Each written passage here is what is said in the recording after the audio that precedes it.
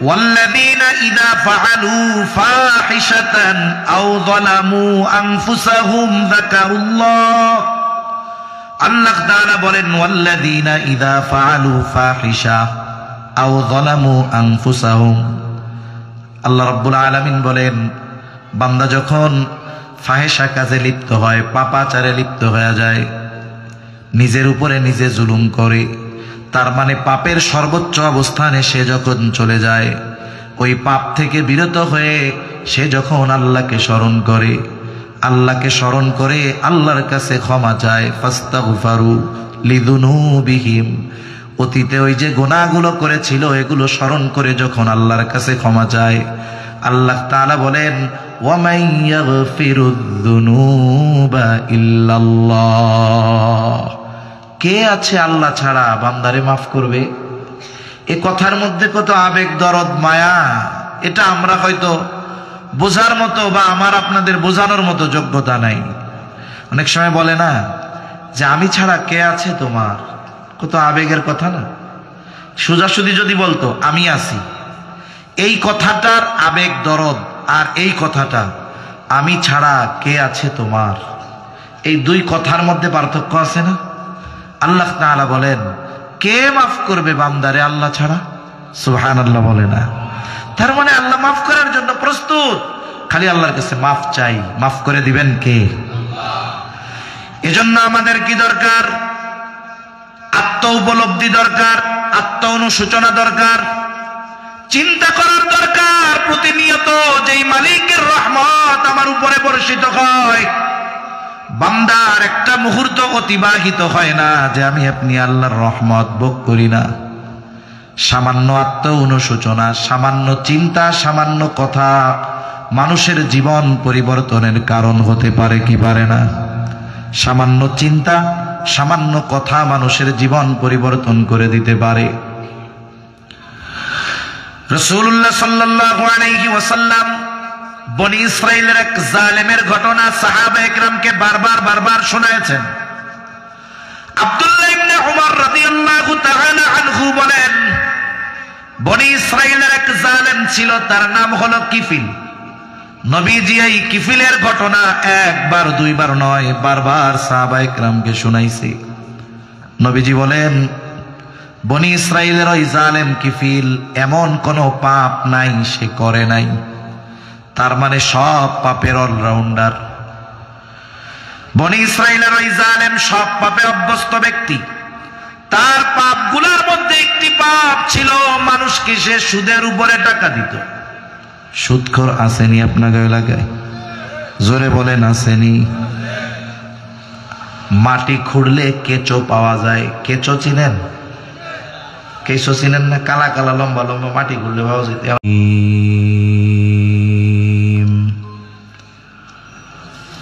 বিসমিল্লাহির রহমানির রহিম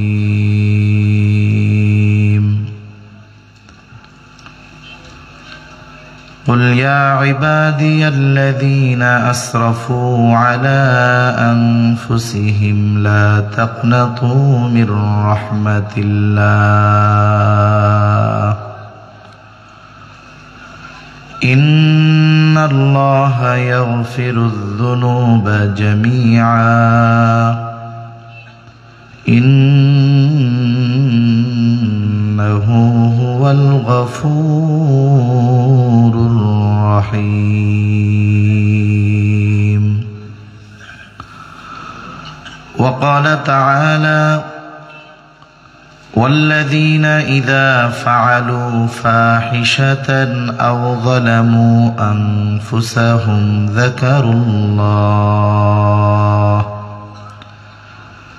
فاستغفروا لذنوبهم ومن يغفر الذنوب إلا الله ولم يصروا على ما فعلوه وهم يعلمون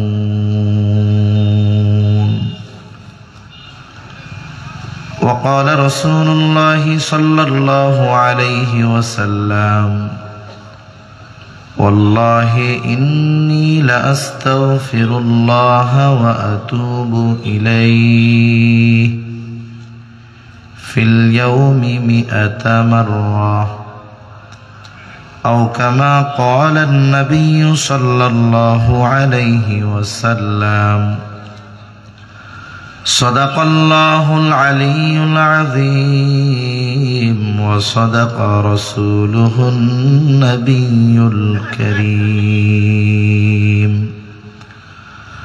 ونحن على ذلك من الشاهدين والشاكرين والحمد لله رب العالمين سبحانك لا علم لنا إلا ما علمتنا إنك أنت العليم الحكيم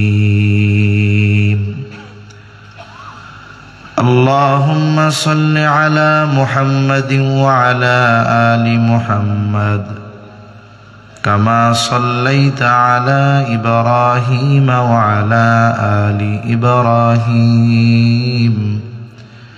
إنك حميد مجيد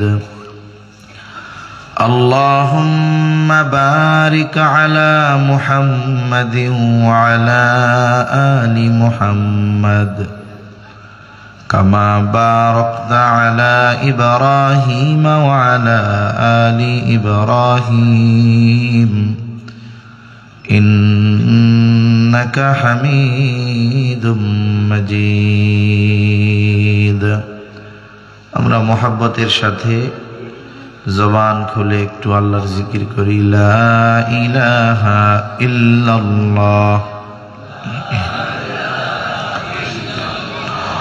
লা ইলাহা ইল্লাল্লাহ লা ইলাহা ইল্লাল্লাহ লা ইলাহা ইল্লাল্লাহ মুহাম্মাদুর রাসূলুল্লাহ।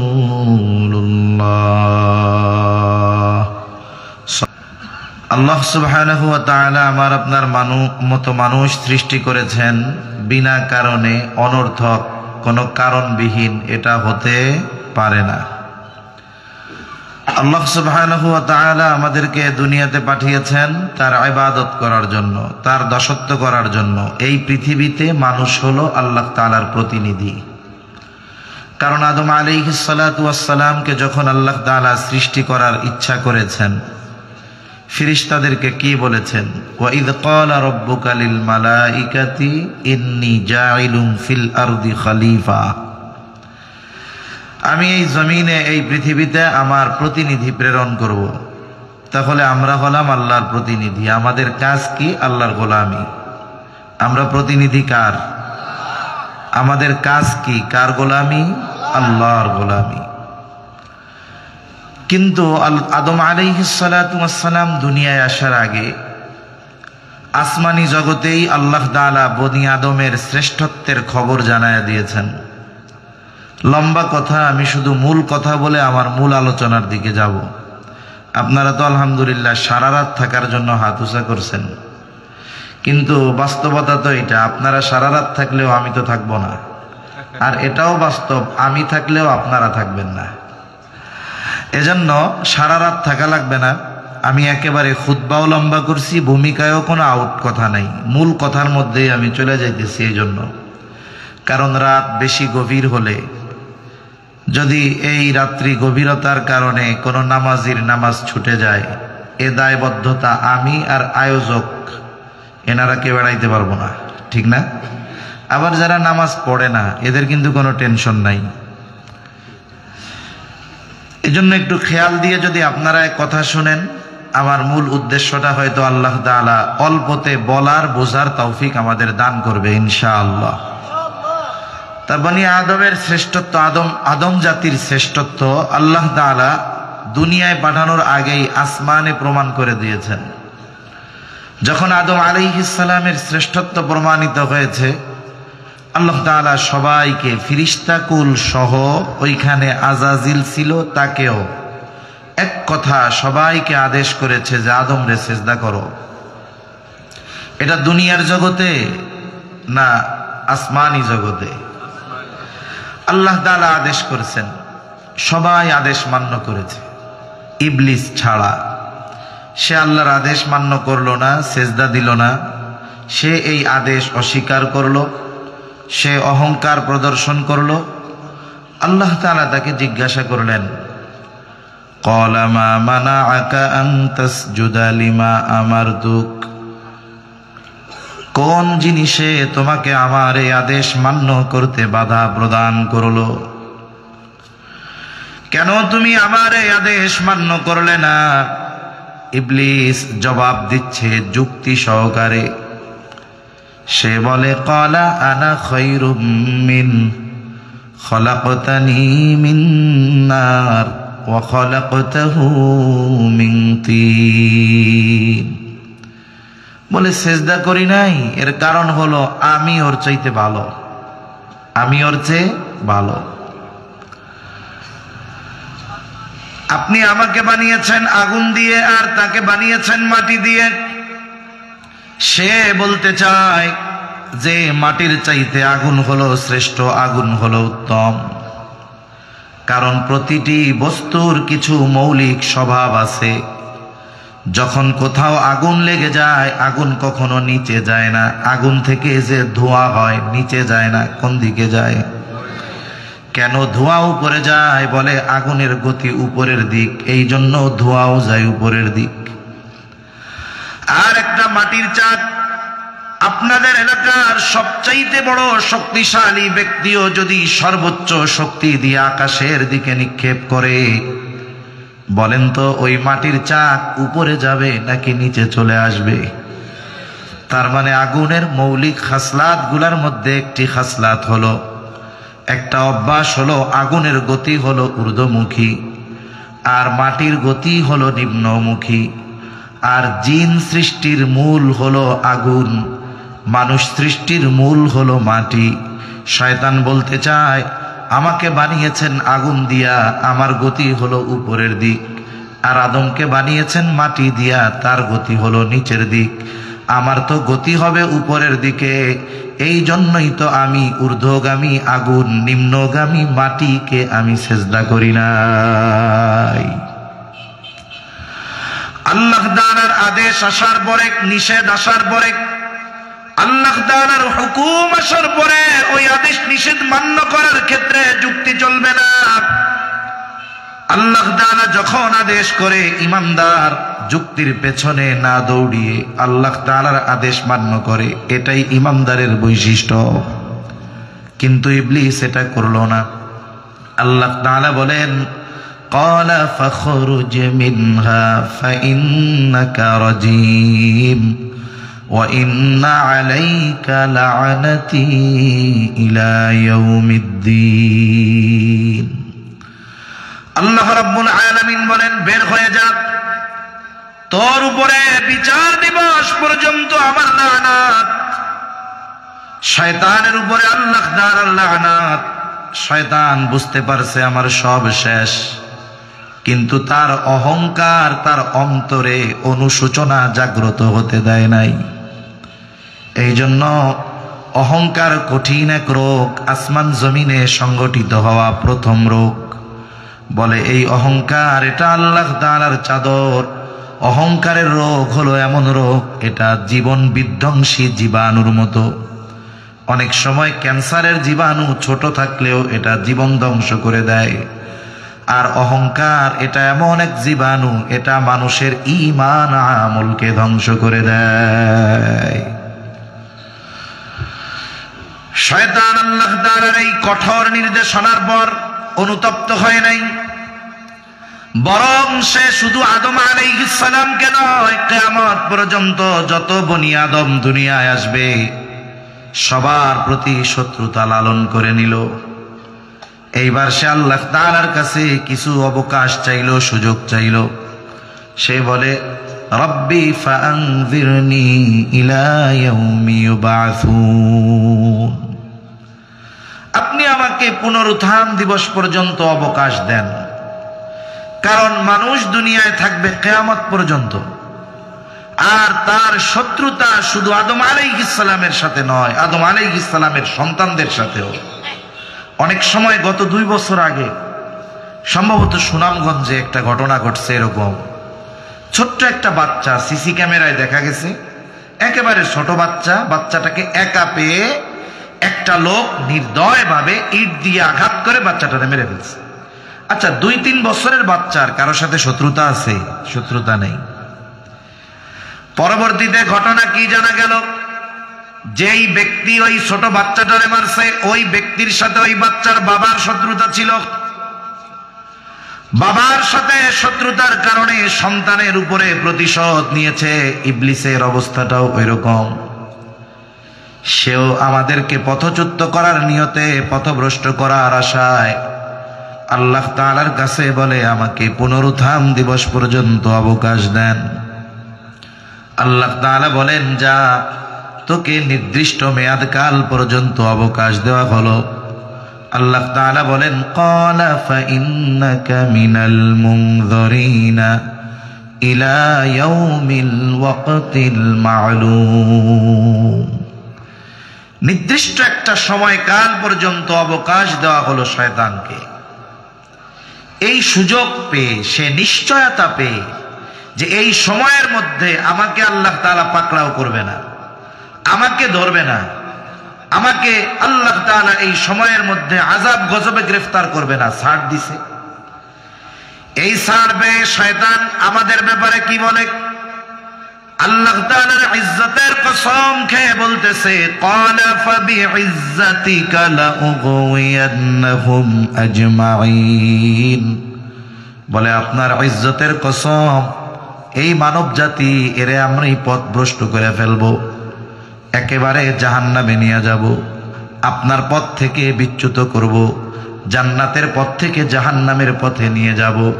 শয়তানরে আল্লাহ তাআলা কত পাওয়ার দিয়েছে, শয়তান আল্লাহর কাছ থেকে চেয়ে নিয়েছে। বলে, শয়তান আমাদেরকে এমন ভাবে নিয়ন্ত্রণ করার ক্ষমতা রাখে, এটা মানুষে অনুধাবনও করতে পারে না। হাদিসের মধ্যে আসছে, নবীজি সাল্লাল্লাহু আলাইহি ওয়াসাল্লাম বলেন, ইন্নাশ শাইতানা ইয়াজরি মাজরাদ দাম। শয়তান মানুষের রক্তের সাথে প্রবাহিত হতে পারে। শয়তান মানুষকে রক্তের সাথে প্রবাহিত হয়ে তার কাজ মানুষরে দিয়া করায়। এজন্যই তো সূরাতুন নাস, সূরা ফালাক আর সূরা নাস, এই 2 সূরার মধ্যে আমরা আল্লাহ তাআলার কাছে অনেক কিছুর অনিষ্ট থেকে আশ্রয় চাই।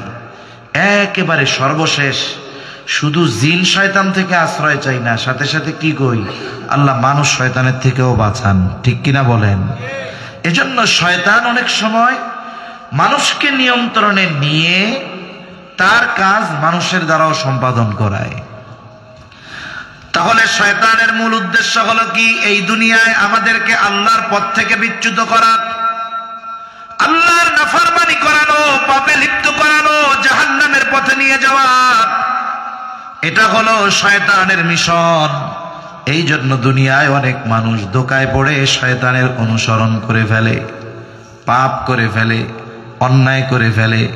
তার মানে এই দুনিয়ায় মানুষের দ্বারা পাপ হতে পারে, এটা স্বাভাবিক ব্যাপার, নবী রাসূলগণ ছাড়া। কারণ নবী রাসূল যারা, তাদেরকে স্বয়ং পরিচালিত করেন আল্লাহ। এজন্য সব নবী রাসূলগণ মাসুম, তাদের কোনো পাপ নাই। তারা ব্যতীত যত বনি আদম আছে, নবীজি সাল্লাল্লাহু আলাইহি ওয়াসাল্লাম বলেন, কুল্লু বানি আদম খাত্তাউন ওয়া খায়রুল খাত্তাইন আত-তাওয়াবুন। নবীজি সাল্লাল্লাহু আলাইহি ওয়াসাল্লাম বলেন, প্রত্যেকটি বনি আদম পাপী, তবে উত্তম পাপী কারা? বলে, পাপ করার পর পাপের উপরে স্থির থাকে না যারা। মানুষের দ্বারা পাপ হতে পারে, এটা স্বাভাবিক, তবে পাপের উপরে স্থির থাকা এটা ঠিক না। মানুষের দ্বারা পাপ হবে, এটা স্বাভাবিক। তিরমিজির এক বর্ণনার মধ্যে আসছে, আল্লাহর দয়া কত, রহমত কত। নবীজি বলেন, বনি আদম যদি পাপ না করত, আমাদের দ্বারা যদি পাপ না হইত, একেবারে যদি ফিরিস্তা হয়ে যাইতাম, কোনো পাপ টাপ কিছুই হয় না। নবীজি বলেন তাহলে আল্লাহ তাআলা আরেকটা জাতি বানাইতেন, সৃষ্টি করতেন, যারা পাপ করত তবে পাপের উপরে স্থির থাকতো না, পাপ করার পরে আল্লাহর কাছে অনুশোচনায় লিপ্ত হতো, ক্ষমা চাইতো, তাওবা করত, আর আল্লাহ তাআলা তাদের পাপগুলোকে মাফ করে দিতে। এটার দ্বারা কি বোঝা যায় যে আল্লাহর বান্দার প্রতি কেমন দয়া, যে বান্দার পাপ হোক কিন্তু বান্দা যেন পাপের উপরে স্থির না থাকে, বান্দা যেন আল্লাহ তাআলার কাছে ক্ষমা চায়। তাহলে নবীজি বলতেছেন কুল্লু বানি আদমা খাত্তাউন ওয়া খায়রুল খাত্তাইন আত-তাওয়াবুন, বলে উত্তম পাপী হলো তারা যারা পাপ হওয়ার পরে পাপের উপরে স্থির থাকে না, বরং তারা তাওবা করে পাপের থেকে ফিরে আল্লাহর কাছে ক্ষমা চায়। নবীজি বলেন এরা হলো উত্তম পাপী। সুবহানাল্লাহ। সব বনি আদম পাপী, তবে পাপ হওয়ার পরে যারা আল্লাহর কাছে মাফ চায় তারা হলো উত্তম পাপী। কারণ আল্লাহ তাআলা তো বান্দাকে মাফ করতে চায়, শুধু আমাদের আল্লাহ তাআলার কাছে ক্ষমা চাওয়াটাই বাকি। আমরা এখানে কেউ আছি যার পাপ টাপ নাই? আছেন নাকি দু একজন? সবার পাপ হয় কম বেশি, ইচ্ছায় অনিচ্ছায় হয়ে যায়। পাপ যত বড় হোক ক্ষমা করার ক্ষমতা আল্লাহর আছে না নাই? জোরে বলেন। এজন্য আল্লাহ তাআলা কোরআনুল কারীমের মধ্যে বলেন ইয়া ইবাদিয়াল্লাযীনা আসরাফু আলা আনফুসিহিম লা তাকনাতু মির রাহমাতিল্লাহ। আল্লাহ তাআলা বলেন ইয়া ইবাদি, হে আমার বান্দা। পাপীদেরকে আল্লাহ তাআলা পাপী বলে সম্বোধন করেন নাই। অনেক সময় আছে দেখবেন জটিল রোগী ডাক্তারের কাছে যাওয়ার পর ডাক্তারের সুন্দর কথা শুনেই সে অর্ধেক সুস্থ হয়ে যায়, ঠিক না? আবার অনেক সুস্থ রোগী ডাক্তারের কথায় অর্ধেক শেষ। একজন গেছে ডাক্তারের কাছে, অনেক জটিল রোগে আক্রান্ত। ডাক্তার টেস্ট টুস্ট কইরা তারে বলতেছে, আরে চাচা আপনি এত টেনশন করেন কেন? এর চাইতে কত জটিল রোগী আল্লাহ ভালো বানায় দিছে, আপনি তো সুস্থই আছেন। আপনি শুধু নামাজ কালাম ঠিক মতো পড়বেন, আর আমি যে ওষুধগুলা দিছি এগুলো নিয়ম মাফিক খাবেন, 1 মাস পর আমার সাথে ইনশাল্লাহ দেখা করবেন, কিচ্ছু হয় নাই আপনার, যান বাড়ি যান। অথচ লোকটা জটিল রোগে আক্রান্ত, কিন্তু ডাক্তারের এই কথায় তার মনোবল বাড়বে না কমবে? বাড়ি এসে বলবে, আরে বাড়া ডাক্তারের কইয়া আর কিছু নয়, এরকম বলবে না এসে? আর একজনের একটু ঠান্ডা জ্বর লাগছে, একটু ঠান্ডা লাগছে, স্বাভাবিক লাগে এটা। এখন ডাক্তারের কাছে গেছে, ডাক্তার যেই 2-4 বার হাসি দিছে, কাশি দিছে, কয় আপনি তো গেছেন গে, আপনার তো করোনা হয়েছে, আপনি তো শেষ। এইবারে বেড়ার তো কিছুই হয় নাই, না পায় একটা খাইলে শেষ হয়ে যাবে সব। কিন্তু যখন ডাক্তার বলছে যে শেষ, দেখবেন ও আসলেও আদামরা হয়ে যাবে, ঠিক কিনা বলেন? আল্লাহ তাআলা বান্দাকে ডাক দিচ্ছে, পাপী বান্দা, কত আবেগ নিয়ে, দরদ নিয়ে। আরবি ভাষার কিছু কথা আছে যেটা শুধু অনুবাদ করে শ্রোতার সামনে বলা যায়, কিন্তু এই কথার গভীরতা, এই কথার মাধুর্যতা, এটা অনুবাদ দিয়ে বোঝানো যায় না, এটা অন্তর দিয়ে বুঝতে হয়। আল্লাহ তাআলা ডাক দিচ্ছে, ইয়া ইবাদি, হে আমার বান্দা। এই ডাকের মাঝে কত মায়া, কত ভালোবাসা, এটা অর্থ করে বোঝানো যাবে না। কত দয়া মায়া করে আল্লাহ ডাক দিয়া বলে, আল্লাযীনা আসরাফু আলা আনফুসিহিম, যারা নিজের উপরে নিজে বাড়াবাড়ি করছো, নফসের উপরে বাড়াবাড়ি করছো, তার মানে এত পরিমাণ পাপ তুমি করছো যে এখন তুমি নিজে মনে করতেছো এই পাপ মনে হয় আল্লাহ তোমারে মাফ করতে পারবে না। এটাও কিন্তু শয়তানের একটা ধোঁকা। পাপ করার পরে যদি মনের মধ্যে এই কথা আসে যে তুই যে পাপ করছস তোরে আল্লাহ মাফ করবে না, সুতরাং এখন যদি পাপ মাফই না করলো তাহলে দুনিয়াও গেল আখেরাতও গেল, তার চেয়ে দুনিয়ায় পাপ করে হায়াতটা কাটায় দেয়। শয়তান এই ধোঁকা এটা মানুষের অন্তরে দেয়।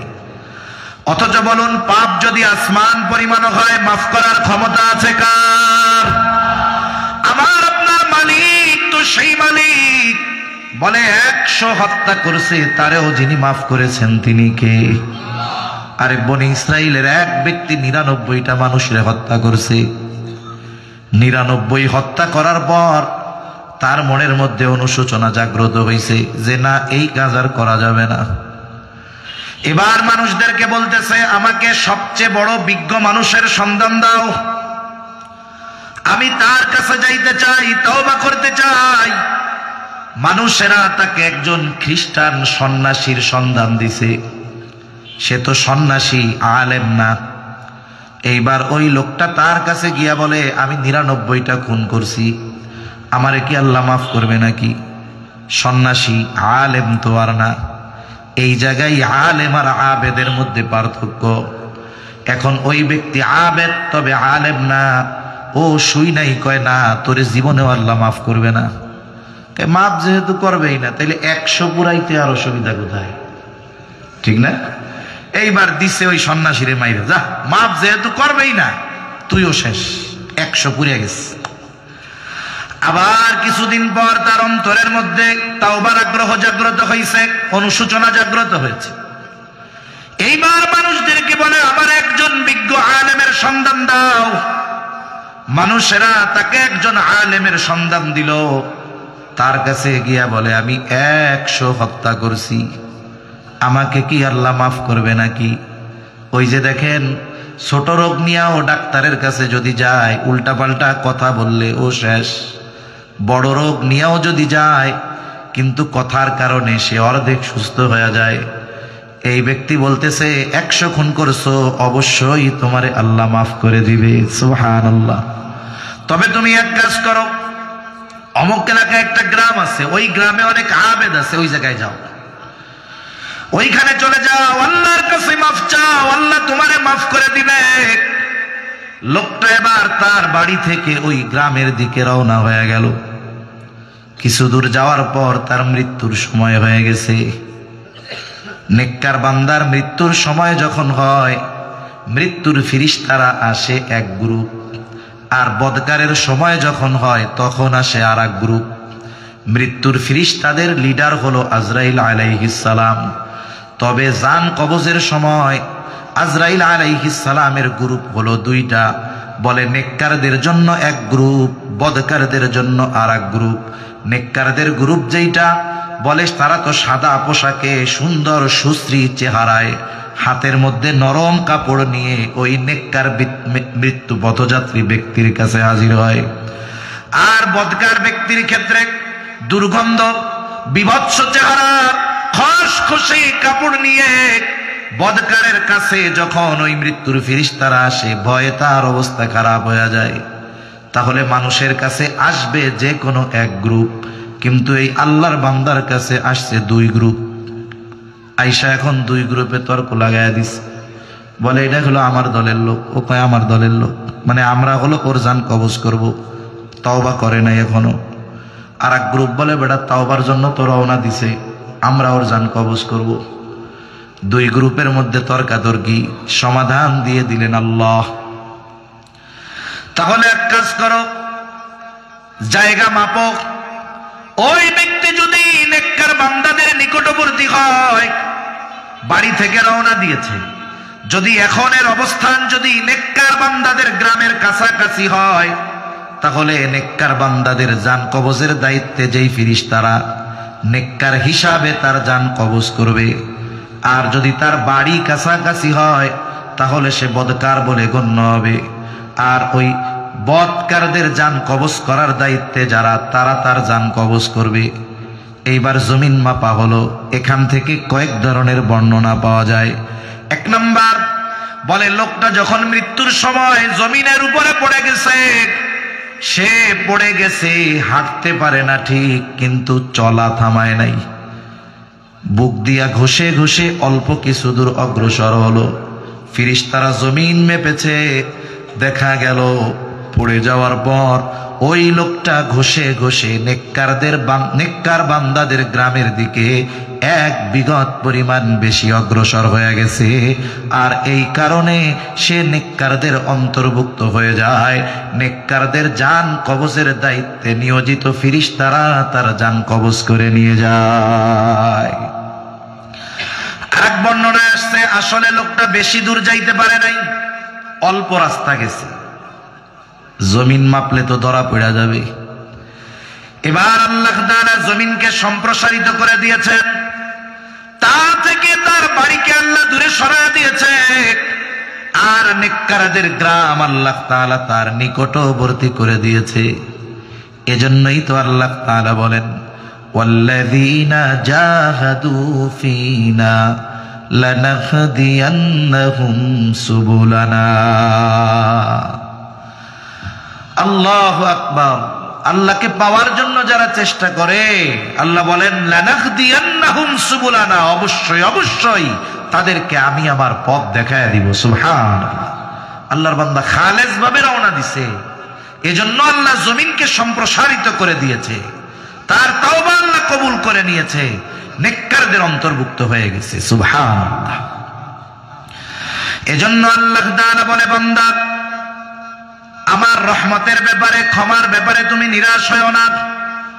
শয়তান মানুষকে নিরাশ বানাতে চায় আল্লাহর ক্ষমার ব্যাপারে, আল্লাহর রহমতের ব্যাপারে। অথচ আল্লাহ তাআলার দয়া কত, রহমত কত, বান্দার প্রতি ভালোবাসা কত, এটা আমরা কল্পনাও করতে পারবো না। সহিহ মুসলিমের হাদিস, নবীজি সাল্লাল্লাহু আলাইহি ওয়াসাল্লাম বলেন, আবু হুরায়রা রাদিয়াল্লাহু তাআলা আনহু থেকে বর্ণিত, নবীজি বলেন, ইন্না লিল্লাহি মিআতা রাহমা, আল্লাহ তাআলার নিকট 100 ভাগ রহমত আছে। কত ভাগ? জোরে বলেন, আরো জোরে বলেন, কত ভাগ? ঘুম আসতেছে? তাকবীর দেন, নারায়ে তাকবীর। হ্যাঁ, ঘুমই আসতেছে। তাকবীর দেন, নারায়ে তাকবীর। আরো জোরে, নারায়ে তাকবীর। আরো জোরে দেন তো, নারায়ে তাকবীর। আপনারা চালাক তো, এই হুজুর জোরে কয় না, লেগে আপনারা জোরে কয় না। তাহলে আল্লাহ তাআলার কাছে রহমত কত ভাগ? কত ভাগ? 100 ভাগ। রাসূলুল্লাহ সাল্লাল্লাহু আলাইহি ওয়াসাল্লাম বলেন, আল্লাহ তাআলার নিকট 100 ভাগ রহমত। আনজালা মিনহা রাহমাতান ওয়াহিদাতান বাইনাল জিন্নি ওয়াল ইনস ওয়াল বাহাইমি ওয়াল হাওয়াম। নবীজি সাল্লাল্লাহু আলাইহি ওয়াসাল্লাম বলেন, আল্লাহ তাআলার নিকট 100 ভাগ রহমত। ওই 100 ভাগ রহমত থেকে 1 ভাগ রহমত কয় ভাগ? জোরে বলেন। আনজালা মিনহা রাহমাতান ওয়াহিদাতান বাইনাল জিন্নি ওয়াল ইনস। আল্লাহ তাআলা ওই 1 ভাগ দয়া রহমত থেকে জিন জাতির মধ্যে, গোটা জিন জাতির মধ্যে, মানব জাতির মধ্যে, চতুষ্পাদ জন্তুর মধ্যে, কীটপতঙ্গের মধ্যে, বলে সমুদ্রের মধ্যে, নদীর মধ্যে যত প্রাণী আছে তাদের মধ্যে, জঙ্গলে যত হিংস্র বিষাক্ত বিষধর প্রাণী আছে তাদের মধ্যে, সকল মানব জাতির মধ্যে, সকল জিনের মধ্যে 1 ভাগ রহমত আল্লাহ বন্টন করছে। কয় ভাগ? জোরে কোন। ওই 1 ভাগ থেকে অতীতের মানুষ পেয়েছে, বর্তমানের মানুষ পাচ্ছে, ভবিষ্যতে পাবে। অতীতের সব সৃষ্টি পেয়েছে, বর্তমানের সব সৃষ্টি পেয়েছে, ভবিষ্যতে যত সৃষ্টি আসবে সকলে দয়া মায়া রহমত কয় ভাগ থেকে পাচ্ছে? জোরে বলেন। আমার আপনার নবী এই 1 ভাগের একটা অংশ পেয়েছে। 1 ভাগের একটা অংশ পেয়ে নবী হয়ে গেছে রাহমাতুল লিল আলামিন। গোটা সৃষ্টি জগতের জন্য রহমত হয়ে গেছে আমার আপনার নবী ওই 1 ভাগের একটা অংশ পেয়ে। বলে যত প্রাণী আছে, বিষধর হোক অথবা হিংস্র হোক, সব প্রাণীর অন্তরে মায়া মোহাব্বত আছে না নাই?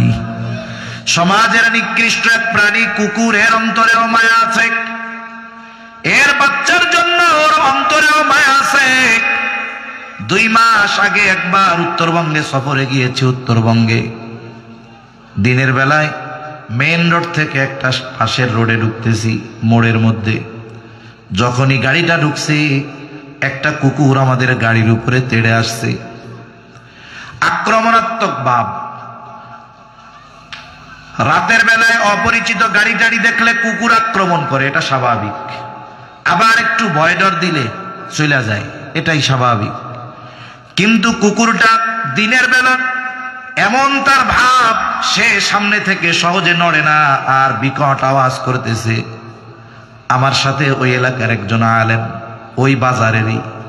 আমি মজা করে বলতেছি, ভাই অন্যান্য এলাকার কুকুরগুলা রাতের বেলা দাওয়া দেয়, আপনাকে ওইটা দেখি দিনের বেলাও ছাড়ে না। এবার মৌলানা সাহেব বলতেছে, বাইরে এই কুকুরটা বেশ কিছুদিন আগে এই মোড়ের মধ্যে তার বাচ্চা সহকারে কুকুরটা শুয়েছিল। মেন রোড থেকে একটা ট্রাক ঢুকছে, ট্রাকের চাকায় পিষ্ট হয়ে এই কুকুরের বাচ্চা মারা গেছে। কুকুরটা সরে গেছে। বলে যেই দিন তার বাচ্চাটা ট্রাকের চাকায় পিষ্ট হয়ে মারা গেছে, ওই দিন থেকে কুকুরটার এই জায়গা থেকে নড়ে না। বাজারের মানুষ যা খাবার দেয় তাই খায়। কোনো গাড়ি যদি ঢুকতে দেখে, সাথে সাথে ওই গাড়িটার উপরে আক্রমণ করে তেড়ে যায়। কেন? কারণ তার অন্তরের মধ্যে মায়া, বাচ্চার জন্য, সন্তানের জন্য। আজকে আসতেছি, হঠাৎ দেখি সামনে এমনি একটা ভিডিও আসছে মোবাইলের মধ্যে, একটা বানর মারা গেছে। বানর, তার বাচ্চা, বানরে মাটি, কিছু মানুষ মাটি খুঁড়ে পুঁতা রাখবে আর কি। বাচ্চাটারে ছুটাইতে পারতেছে না, এমন ভাবে ওর মা কেউ ধরে রাখছে যে বাচ্চাটারে ছুটতেছে না। গাড়ির মধ্যে আমি আমার চোখের পানি রাখতে পারি নাই, লোকজন টান দিচ্ছে, ছড়ে না, ছুটাই আনছে, ও যাওয়ার জন্য চেষ্টা করতেছে। চিন্তা করেন, সৃষ্টির একটা জীব কুকুর, এর অন্তরের মধ্যেও মায়া দিছেন কে? তাহলে গোটা সৃষ্টি জগতের মধ্যে আল্লাহ তাআলা রহমত বন্টন করেছে কত ভাগ। নবীজি বলেন, এই রহমতের কারণেই তো মা তার সন্তানদের দুধ পান করায়। এই রহমতের কারণেই তো সন্তানের যদি তৃষ্ণা লাগে, দুধ পানের প্রয়োজন হয়, মা দূরে থাকলেও কলিজার মধ্যে খবর হয়ে যায়।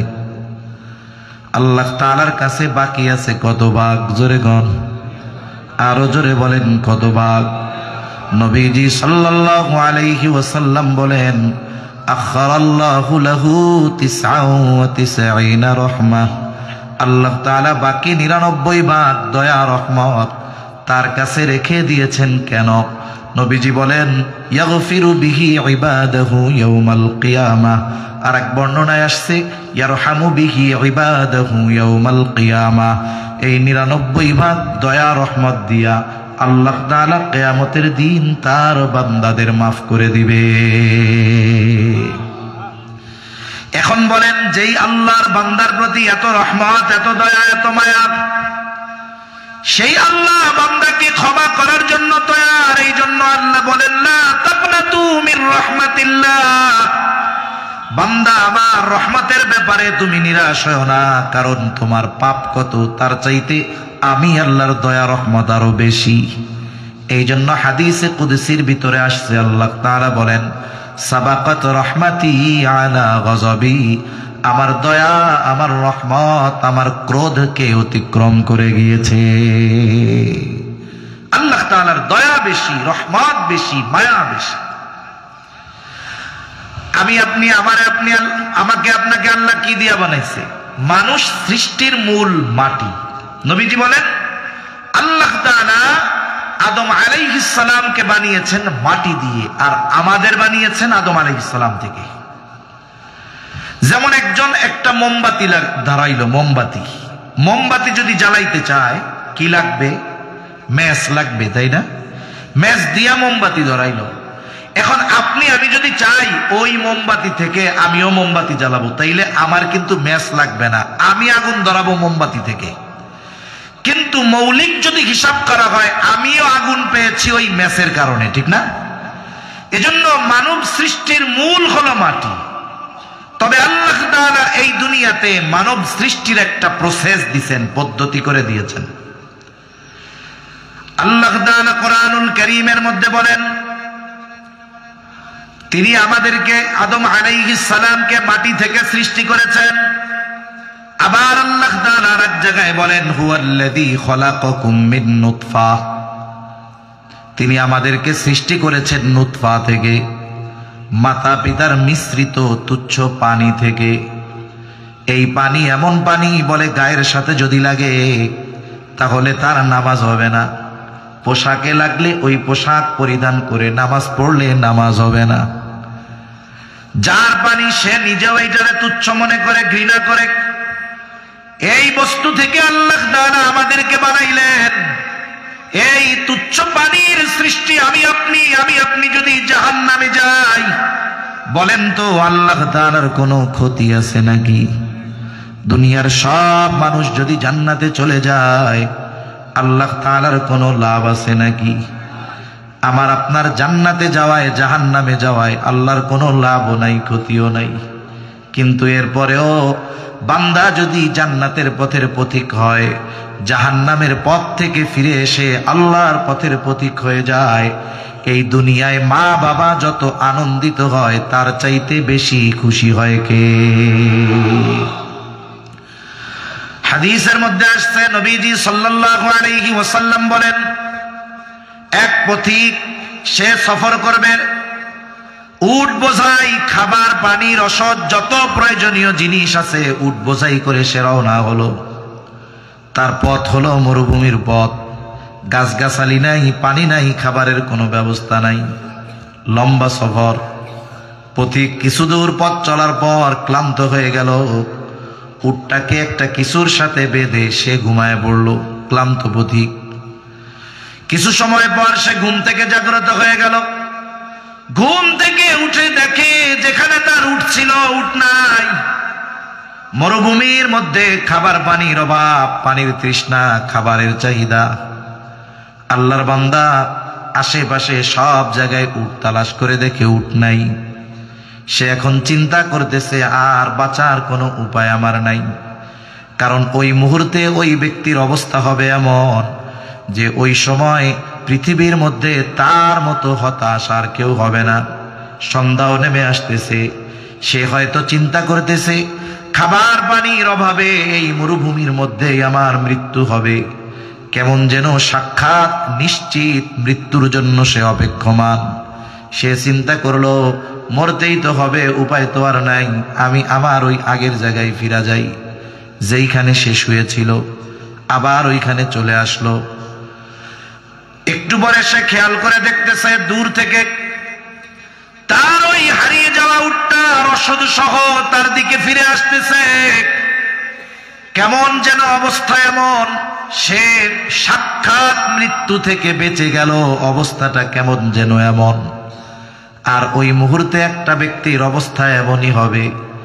ওই দৃশ্য যখন দেখলো উট তার দিকে ফিরে আসতেছে, আমার মনে হয় গোটা পৃথিবীতে ওই সময় তার মতো আনন্দিত আর কেউ ছিল না।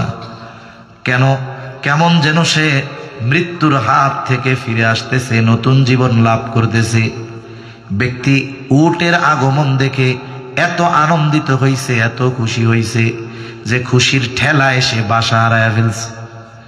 অনেক সময় মানুষ খুশিতে শুধু হাসে তা না, খুশিতে কান্নাও করে দেয়। দেখছেন না? খুশিতে কান্না থামাইতে পারে না, আবেগ আপ্লুত হয়ে যায়। আবার অনেক সময় খুশির ঠেলায় কি বলবে ভাষা হারায় ফেলে, উল্টা পাল্টা হয়ে যায়। লোকটা যখন দেখলো তার হারিয়ে যাওয়া উট তার দিকে ফিরে আসতেছে, লোকটা আনন্দের ঠেলায় আল্লাহরে কয়, আল্লাহ তুমি আমার গোলাম, আমি তোমার রব। খুশিতে উল্টা পাল্টা হয়ে গেছে। তার মানে লোকটা কত খুশি হয়েছে হারানো উট ফিরে পেয়ে, কেমন যেন সে নতুন এক জীবন পেয়ে গেছে। আর আল্লাহর নবী বলেন, ওই ব্যক্তি তার হারানো উট পেয়ে যত খুশি হয়, কোন পাপী যদি তাওবা করে আল্লাহর পথে ফিরে আসে, আল্লাহ তাআলা ওই হারানো উট ফিরে পেয়ে যত খুশি হয় তার চাইতে অগণিত গুণ বেশি খুশি হয়ে যায় কে? অথচ আমার আপনার মতো মানুষ জাহান্নামে গেলে আল্লাহর কোনো ক্ষতি আছে? কোনো ক্ষতি নেই। এজন্য আল্লাহ তাআলার দয়া মায়া রহমত ভালোবাসা বান্দার প্রতি সবচাইতে বেশি। নাই কমে গেছে, তাই না? কেচ্চ বলে, কেচ্চ। কত শব্দ শিখলাম, টাইফুন না কি শিখলাম জানি, টাইয়ন। হায় আল্লাহ, কই টমেটো আর কই টাইয়ন। আল্লাহু আকবার। ভাষার সৌন্দর্য। আসলে আপনারা যে ভাষায় বলেন, এটা আপনারা যখন বলেন সুন্দর লাগে, আর যখন আমরা তো আর ওই মাতৃভাষা না, আমরা বললে একটু অন্যরকম লাগে। যে যাকে আল্লাহ যেই ভাষা দিছে, বুঝি আর না বুঝি, তার জবানে ওই ভাষা শুনতে মজা লাগে কি লাগে না? আমার অনেক পরিচিত জন আছে, আব্দুল্লাহ আল মারুফ ভাইয়ের বয়ান শুনে, কিছু বুঝোস নি? কয় কিছু বুঝি না কিন্তু ভাল লাগে। কিছু বুঝে না কিন্তু কি লাগে? ভালো লাগে। কিন্তু আমি যদি আবার ওই ভাষায় বলার চেষ্টা করি তাহলে ভাল লাগবে না, কারণ টান গুন্না তো ঠিক থাকবে না, ঠিক না? তাহলে দেখেন, মাটি খুঁড়লে কেচ্চ পাওয়া যাবে, না পাওয়াও যাইতে পারে, কিন্তু সুদখোর পাওয়া যাবে। অবস্থা এরকম জঘন্য সুদের। সুদ এত পরিমাণ আমাদের সমাজে এত পরিমাণ বিস্তার লাভ করেছে, এটা একটা ভাইরাসে পরিণত হয়ে গেছে, ঠিক কিনা? আমরা তো মনে করি ব্যাংকেই শুধু সুদ দেয়, কিন্তু কিছু হোমমেড সুদখোর আছে। কত এলাকায় সফরের সুবাদে যাওয়া হয়, আইসা কয়, হুজুর আমাগো মসজিদ কমিটির ৩-৪ জন সদস্য আছে, মসজিদ কমিটির সদস্য, ৫ ওয়াক্ত নামাজও পড়ে, ভালো কথা। সমস্যা হইল ওনারা ব্যাংকের থেকে টাকা আইনা ওনাদের ওয়াইফদেরকে দিয়া সুদে টাকা লাগায়। আস্তাগফিরুল্লাহ। ও ব্যাংক থেকে আনবে ৭-৮-১০% সুদ দিবে ব্যাংকে, কত পার্সেন্ট দেয় জানি না আমি। এইবার ও নিজে আইনা কি করবে? পাবলিকের কাছে সুদ দিবে। কারণ সাধারণ মানুষ ব্যাংকে যাবে, ফর্ম ফিল আপ করবে, দলিল দিবে, তার জামানত লোক হবে, এরপরে সুদের টাকা নিবে। এত ঝামেলার দরকার কি? অমুকের কাছে যাও, চাইলেই দিব। আছে না নাই?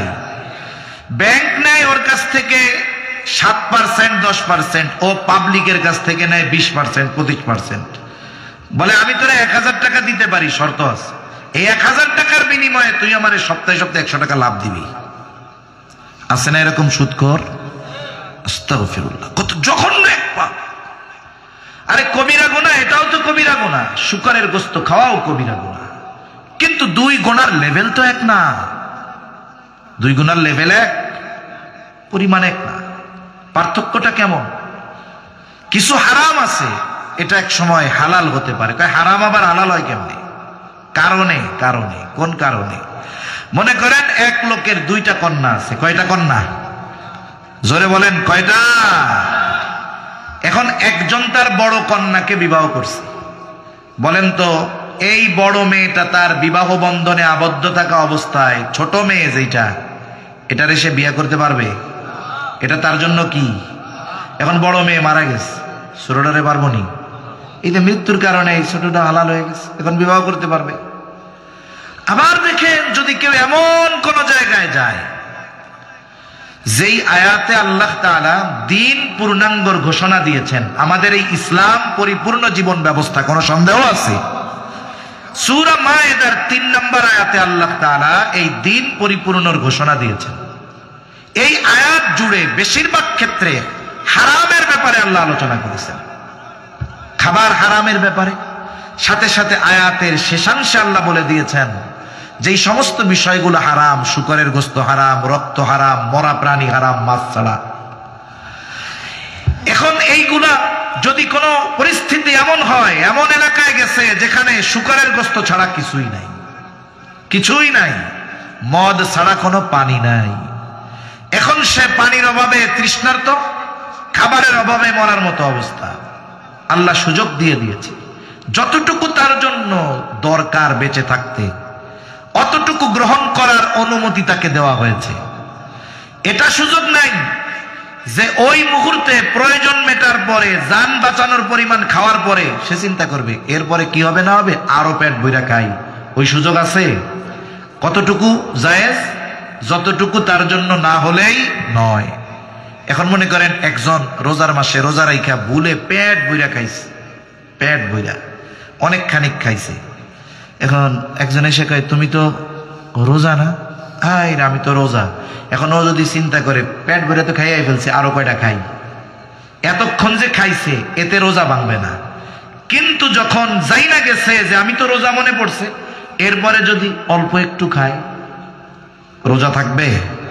তার মানে জীবন বাঁচানোর জন্য যতটুকু তার গ্রহণ না করলেই নয়, অতটুকু নেওয়া তার জন্য জায়েজ, হালাল হয়ে যায়নি। আবার যদি কোনো বিজ্ঞ ডাক্তার কোন রোগীর অবস্থা পর্যবেক্ষণ করে, দিনদার ডাক্তার যদি বলে এই লোকের এমন এক ব্যাধি হইছে, এর যদি বাঁচাইতে হয় দৈনিক শুকরের গোশত খাওয়াতে হবে, জীবন বাঁচানোর জন্য ওষুধ হিসাবে তাকে খাওয়ানো জায়েজ। কিন্তু বলেন তো, কোন রোগ হইলে ডাক্তার প্রেসক্রিপশনের মধ্যে লিখবে এই ব্যক্তির তো মরণ ব্যাধি হইছে, এর যদি বাঁচাইতে হয় সুদ খাওয়ানো লাগবে? এমন কোন রোগ হওয়ার সম্ভাবনা আসেনি। তার মানে সুদ হলো এমন এক হারাম, এটা কখনো জায়েজ হওয়ার সুযোগ নাই। অথচ দেখুন, যারা সুদের সাথে জড়িত এই মানুষগুলো সুদের পাপের স্তর বুঝে না, সাধারণভাবে শুকরের গোশত খাইলে ওইটার গুনাহ হবে। কিন্তু কেউ যদি 1 দিরহাম পরিমাণ সুদ খায়, এর দ্বারা মায়ের সাথে জিনা করার মতো পাপ তার হয়ে যায়। একজন সুদখোররে আপনি যদি 10 লাখ টাকা দিয়ে ওই অপকর্ম করতে বলেন, ও করবে না, আপনারে মেরে ফেলবে। মেরে ফেলবে না? কত বড় জঘন্য কথা! এই পাপ মুখে নেওয়া যায়? তখন বলা দরকার, তুমি যে সুদ খাওয়ার মাধ্যমে ওই পাপ প্রতিনিয়ত করতেছো, এ চিন্তা কেন করো না? তার মানে সুস্থ মস্তিষ্কের কোন মানুষ কখনো সুদী কারবারির সাথে জড়াতে পারে না। এজন্যই কিয়ামতের দিন সুদখোর টালমাটাল অবস্থায় কিয়ামতের ময়দানে উঠবে, কারো কিছু বলা লাগবে না, হাসরবাসী দেখেই বুঝতে পারবে এটা ছিল দুনিয়ায় সুদখোর। আল্লাহ আমাদের সুদের মতো জঘন্য পাপ থেকে হেফাজত করুক, বলি আমিন। জালেম কিফিলের একটি অভ্যাস ছিল, সে মানুষকে সুদের উপরে টাকা দিত। একজন দরিদ্র মহিলা তার কাছে আসছে কিছু টাকা কর্জ নেওয়ার জন্য। এসে বলে, কিফিল, আমারে কিছু টাকা ধার দাও, মুসিবতে পড়েছি, বিপদে পড়েছি। সুদখোর যে, আল্লাহ তাআলা তার হৃদয়কে কঠোর বানিয়ে দেয়, আল্লাহ তাআলা তার ভাষার মিষ্টতা কেড়ে নেয়, আল্লাহ তাআলা তার চেহারার মধ্য থেকে নুরানি আভা আল্লাহ উঠায় নিয়ে যায়। আলহামদুলিল্লাহ। কোন সুদখোররা দেখবেন না যে তার দিল নরম হয় মানুষের কষ্ট দেখে। কোন সুদখোরকে পাবেন না যে তার ভাষার মধ্যে মিষ্টতা আছে, বরং যত গালাগালি আর কর্কশতা তার ভাষার মধ্যে আছে। ওই সুদখোর যদি চামড়া যদি দুধের মতো সুন্দর হয়, খেয়াল করে চেহারার দিকে তাকাবেন, দেখবেন ওই চেহারার মধ্যে কর্কশতা, ওই চেহারার মধ্যে হিংস্রতা ভরা। কিন্তু অনেক কালো মানুষ আছে আল্লাহর বান্দা, ওর চেহারার দিকে তাকাইলে মনে হয় ঈমানের নূর চমকাইতেছে, আছে না নাই? এজন্য মানুষের বিপদে সুদখোরের দিল নরম হয় না। কিফিল বলে, মহিলা, আমি কাউরে টাকা কর্জ দেই না, যদি না ও সুদে নিতে পারো। মহিলা বলে, কিফিল, আমার যদি সুদের লাভ দেওয়ার মতো সামর্থ্য থাকতো, তাইলে কি তোমার কাছে টাকা চাইতাম নাকি? মহিলা বিধবা, দেখতে চেহারাও সুন্দর, সব পাপে অভ্যস্ত কিফিল মহিলাকে এবার কুপ্রস্তাব দিয়া বসছে। বলে, তুমি যদি সুদের লাভ না দিতে পারো, এই শর্তে তোমারে 60 দিরহাম দেওয়া যাবে যে তুমি অমুক দিন আমার সাথে জিনায় লিপ্ত হবা। নাউযুবিল্লাহ। হাদিসের মধ্যে আসছে, কাদাল ফাকিরু আন ইয়াকুনা কুফরা, দরিদ্রতা মানুষকে কুফরি পর্যন্ত পৌঁছায় দেয়। আল্লাহ তাআলা তো টেকনাফের মানুষ, উলামায়ে কেরাম আছে, ঘরে ঘরে আলেম আছে, উলামায়ে কেরামের সুহবত আছে। আপনারা দিন সম্পর্কে অন্যান্য অনেক এলাকার চাইতেও অনেক বেশি আপনারা জানেন। এখনো বাংলাদেশের উত্তর অঞ্চলে এমন এমন জায়গা আছে, একেবারে প্রত্যন্ত অঞ্চল, খ্রিস্টান মিশনারিরা কোটি কোটি টাকা ব্যয় করে মানুষদের অভাবের সুযোগ সুবিধার বঞ্চিত মানুষগুলোর এই সুযোগ গ্রহণ করে অল্প টাকার বিনিময়ে তাদের ঈমান তারা কিনে নিচ্ছে। একেবারে অল্প টাকা দিয়ে ঈমান কিনে নেয়, অভাব দরিদ্রতার কারণে ঈমান বিক্রয় করে দিচ্ছে। এজন্য মনে রাখতে হবে, আমি আপনি যদি সামর্থ্যবান হই, আমার আপনার প্রতিবেশী আশেপাশের মানুষ যদি অভাবের কারণে পাপে জড়িয়ে যায়, কিয়ামতের দিন আল্লাহ তাআলার সামনে আমাকে আপনাকেও জবাবদিহিতার কাঠগড়ায় দাঁড়ানো লাগবে। কারণ হাদিসের মধ্যে আসছে কিয়ামতের দিন আল্লাহ জিজ্ঞাসা করবে, বান্দা আমি অভুক্ত ছিলাম, আমারে খানা দাও নাই, আমি পিপাসিত ছিলাম, পানি দাও নাই, বস্ত্রহীন ছিলাম, বস্ত্র দাও নাই। বান্দা বলবে, আল্লাহ আপনার তো এইগুলোর কোনো কিছুর প্রয়োজন নাই, আর আপনাকে কেমনেই বা দিব, আপনাকে কেমনেই বা পাইতাম। আল্লাহ তাআলা বলবে, বান্দা তোমার প্রতিবেশী অভুক্ত ছিল, তারে যদি তুমি খানা দিতা আমি পাইতাম, তারে যদি তুমি সেবা শুশ্রূষা করতা আমি পাইতাম, বস্ত্রহীন ছিল তাকে যদি তুমি বস্ত্র দিতা আমি পাইতাম। তার মানে দেখুন, খেদমতে খালক, যেই মানুষগুলো অভাব অনটনের মধ্যে আছে তাদেরকে যদি সহযোগিতা করা হয়, এই সহযোগিতা আল্লাহ পর্যন্ত পৌঁছায়া যায়। এজন্য আমার আপনার পাশে অনেক মানুষ পাওয়া যাবে যারা অপরাধের সাথে জড়ানোর কারণ মজা না, অপরাধের সাথে জড়ানোর কারণ হলো তাদের অভাব। আছে না এরকম অনেক? মাঝে মধ্যে আমি বলি, দেখুন এক এলাকায় যদি একজন মোটামুটি মানের চোর থাকে, ওই এলাকার 100 পরিবারের শান্তি শেষ। চিন্তা করবো কার মুরগি কালকে যায় তার ঠিক আছে। এখন সবারই টেনশন চোররে নিয়ে, কার গাছের সুপারি পেড়ে বেচে ফেলবো, ঠিক আছে, ঠিক নাই। এখন সবাই চোরের জ্বালায় অস্থির, কিন্তু আমরা কি করি, চোরকে ধইরা সুন্দর মতো জেলখানায় দিয়া দিলাম।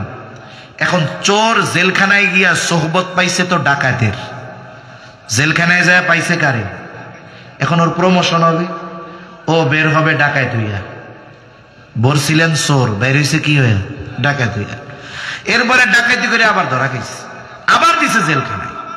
এবার পাওয়ার বাড়ছে তো চোরদের সাথে আর রাখে নাই, এবার বড় নেতাগোর সাথে রাখছে। এইবার জেলখানার থেকে বের হইয়া ডাকাতে হয়ে গেছে বড় নেতা। এইবার আবার পিটানি খাইয়া জেলখানায় ঢুকছে নেতা, পরের বার বের হয়ে গেছে এমপি সাহেব।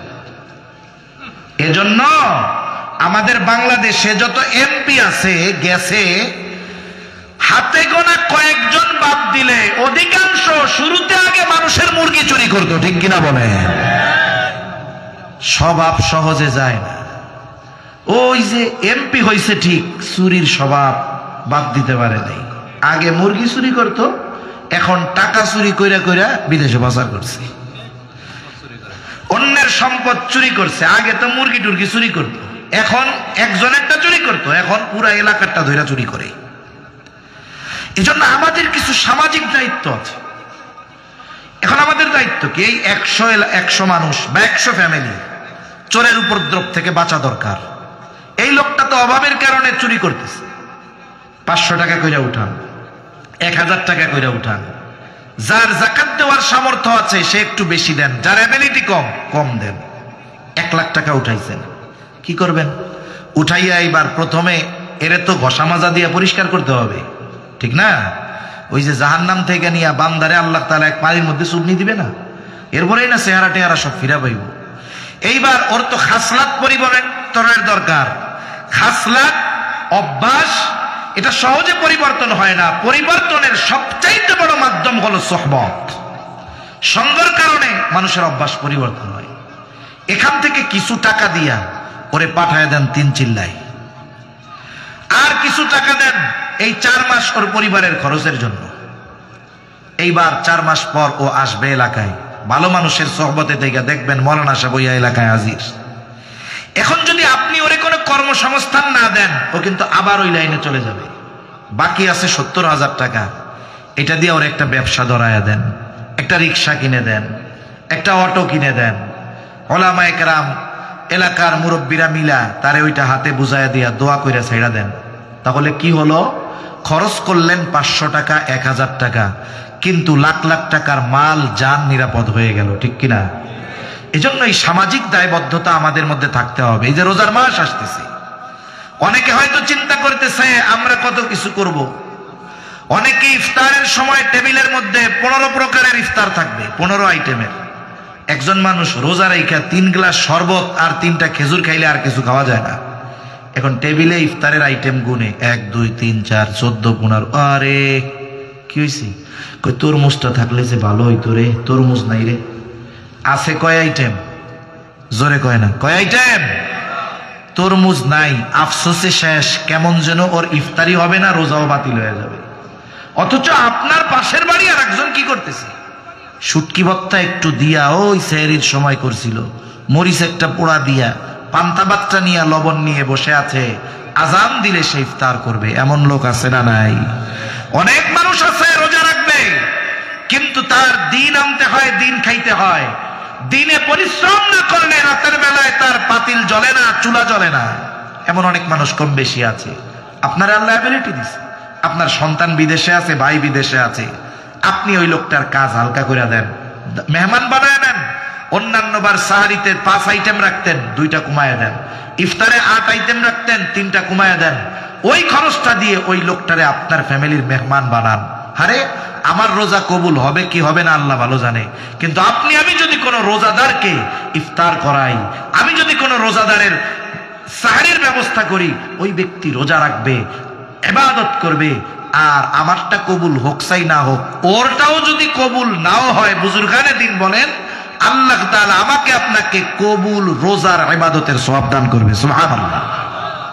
তাহলে দেখুন, এতটুকু যদি আমরা করি, এটা আমাদের সামাজিক হৃদ্রতা, মোহাব্বত, ভালোবাসা, অভাব, একে অপরের প্রতি আন্তরিকতা বাড়বে কি বাড়বে না? এক কথা থেকে অনেক দূর চলে গেলাম। জালেম কিফিল বলে, যদি আমার সাথে জেনায় লিপ্ত হও, তোমারে আমি টাকা দিতে পারি। দরিদ্রতার প্রয়োজনীয়তার কাছে মহিলা হার মেনে গেল। জালেম কিফিলের শর্তে মহিলা রাজি হয়ে গেছে। নির্ধারিত দিন জালেম কিফিল মহিলার বাড়িতে হাজির। হাদিসের মধ্যে আসছে, একেবারে মহিলার উপরে চেপে বসেছে জালেম কিফিল। মহিলার চেহারাটারে অন্যদিকে ঘুরায় রাখছে, আর কান্না করে থরথর করে কাঁপে। একজন গেছে ফুর্তি করার জন্য, আর একজন কান্না করে। কিফিল বিরক্ত হয়ে বলে, মহিলা কান্না করো কেন? আমি কি তোমারে জোর করেছি নাকি?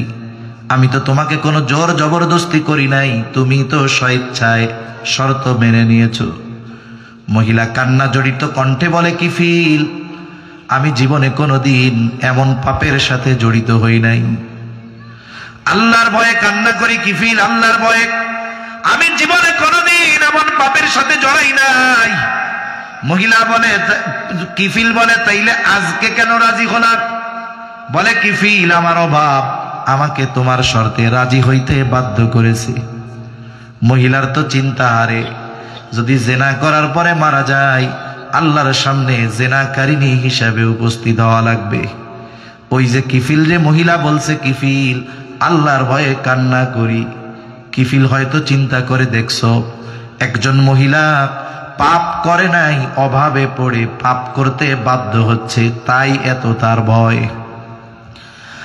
আর আমার তো পাপের কোনো অভাব নাই, গোটা হায়াতে এমন কোনো পাপ নাই আমি করি নাই। আর মহিলা পাপ করে নাই, কিন্তু বাধ্য হচ্ছে পাপ করতে, অভাবের কারণে, স্বেচ্ছায় নয়। থরথর করে কাঁপতেছে আল্লাহর ভয়ে। হয়তো এই যে মহিলা বলছে আল্লাহর ভয়ে কাঁপি কাঁদি, এই কথাটা হয়তো কিফিলের কান দিয়ে হৃদয় পর্যন্ত পৌঁছায়া গেছে। কথার আঘাত কানে লাগলে কাজ হয় না, হৃদয়ে লাগলে কথার আঘাতে কাজ হয়। ঠিক কিনা বলেন? অনেক সময় বলে না, অমুক আমার এই কথাটা বলছে, আমার হৃদয়টারে খান খান করে দিছে, বলে না? কথা এটা বলছে, আমার কলিজাটার মধ্যে মনে হয় তীর মারছে। কথার পাওয়ার কি! জালেম কিফিলের অন্তরে হয়তো পৌঁছায় গেছে, কিফিল, আল্লাহর ভয়ে কান্না করি। কিফিল এবার উঠে দাঁড়িয়ে গেল, কাপড় পরিধান করে, আর বলে, মহিলা, আমি তোমারে ওই 60 দিরহাম সাদকা করে দিলাম, মাফ করে দিলাম। আল্লাহর শপথ, আজকে থেকে আমি আর আল্লাহর নাফরমানি করব না। খালেস ভাবে তওবা করে কিফিল বাড়িতে চলে যায়। ঘটনাক্রমে ওই রাতটা ছিল জালেম কিফিলের জীবনের শেষ রাত। পরের দিন সকালবেলা এলাকার সবাই জেনে গেছে কিফিল দুনিয়ায় নাই। জালেম মরলে মানুষ ইন্না লিল্লাহ কয় না, বরং আলহামদুলিল্লাহ কয়। ঠিক কিনা বলেন? গত সময়ে মাঝে মধ্যে দেখতাম ফেসবুকের মধ্যে তরুণ এক যুবক, সুন্দর সুদর্শন চেহারা, মোটরসাইকেল অ্যাক্সিডেন্টে মারা গেছে। চিন্তা করতাম, আহারে এই মায়ের সন্তান, এই মায়ের অন্তরে কতই না ব্যথা।